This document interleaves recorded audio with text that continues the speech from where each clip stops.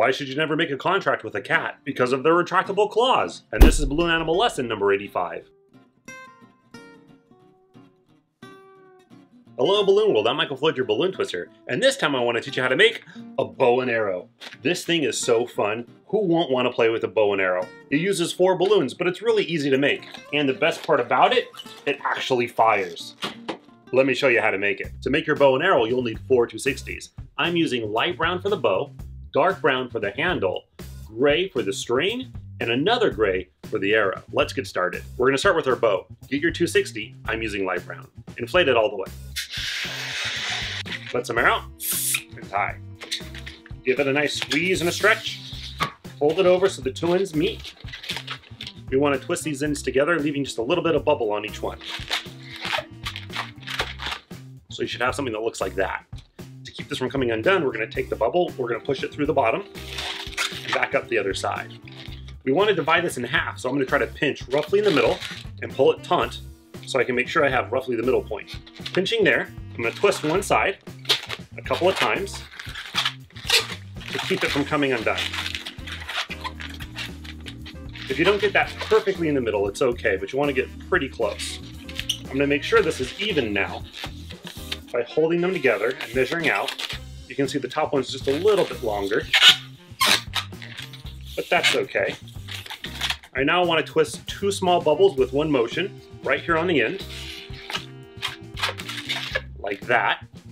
And then I'm going to move these on the inside, and I'm going to push them out.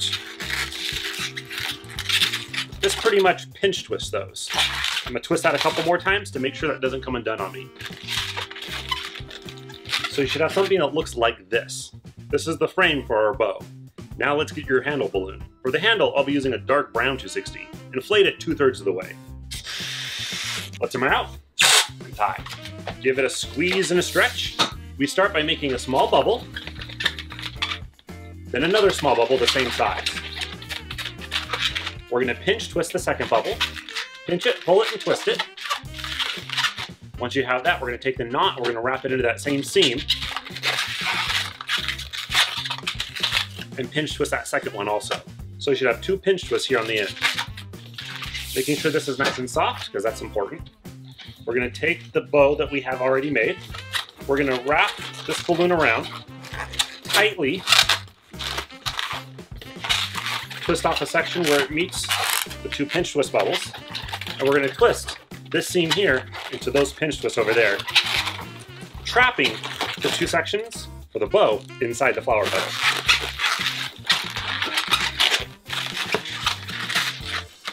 So we should have something that looks sort of like that.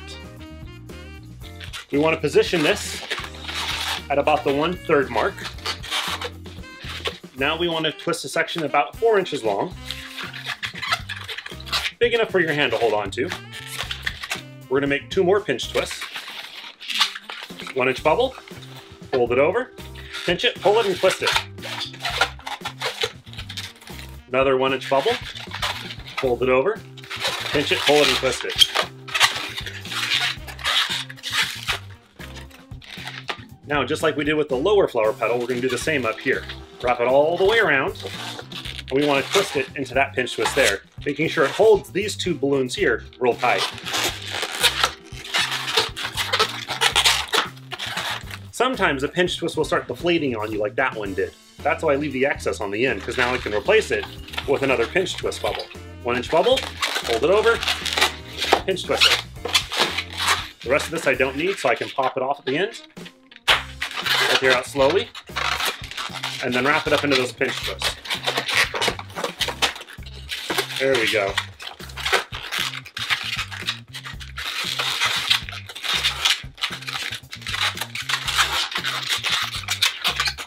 You can adjust the pinch twist however you like. It's more of an aesthetic thing than a functionality thing, so whichever way you like. This is what you should have so far. We have our bow, but we need our string. Get the 260 you want to use for your string. I'm using gray. Inflate it all the way. But don't tie it, because we're trying to stretch this all the way out. And then we're going to let it deflate on us. So you can see how long that is. When compared to an unused 260, you can see how much longer we've made it. If you want to make it even longer, you can keep inflating it and deflating it.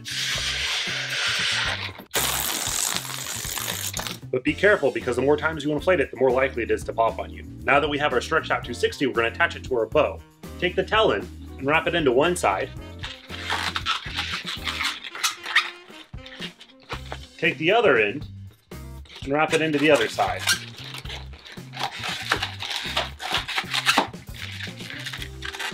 You'll notice that because this is shorter than the length of the bow, it's already going to bend it naturally. You want this to be firm, but it doesn't need to be too tight. And we're done with our bow, but now it's time to make our arrow. There are many different designs for an arrow, but I'm going to keep the arrow simple, because the simpler the arrow, the farther it'll shoot. Get your 260, I'm using gray, and inflate it halfway. Let them out and tie. We don't want to stretch this one because we want this one to be really firm, so it'll shoot farther. I'm going to measure this against the bow. I want it to be just taller than the bow is, just a bit. When in doubt, it's better to make it too long rather than too short. I decided to make mine really long. So now that I have my length, I want to tie it right there. So I'm going to push some air to the end, and I'm going to pop it. I'm going to pinch it there and tie a knot. Once again, you don't want this one to be soft. You want this one to be really firm. Pull that off, so I have a nice clean end there.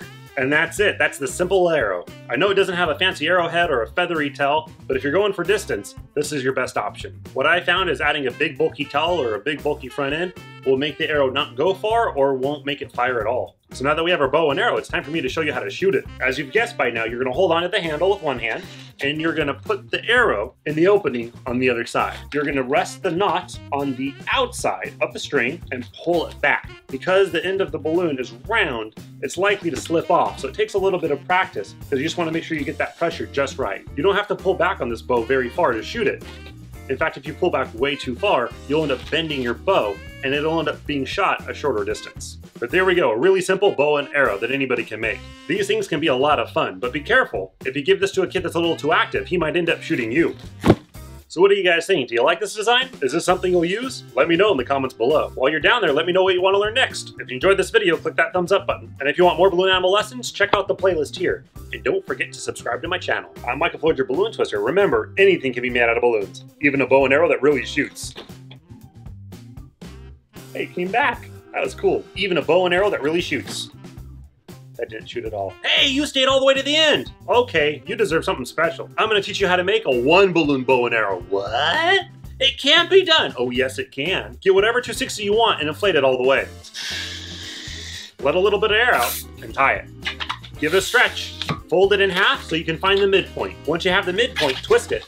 Now we're gonna break this midpoint in half. The way we do this is we're gonna pinch on both sides so that we don't lose the air, and you're gonna tear it just like you tear duct tape, which means one hand goes forward while the other hand goes back at the same time. So my right hand's gonna go forward, my left hand's gonna come back, and I'm gonna go wha-cha, like that. You gotta hold on to both of these. If you have an assistant, you can have them hold on to one without it, because we have to tie both of these. How are we gonna do that? I like to use my mouth. I let a little bit of air out, put it in my mouth.